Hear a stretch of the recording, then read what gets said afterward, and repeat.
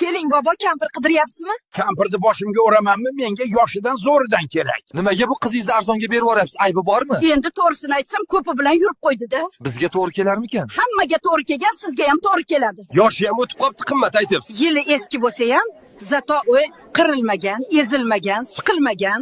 Xullas, hali plomba. Garantisi bilan berasizmi? Garantisi bor. 1 oy ichida qaynonasi bilan kelisha olmasa ekan, qaytarib olib kelaverasiz, singlisiga almashtirib beramiz. Muddatli to'lovga ham berasizmi?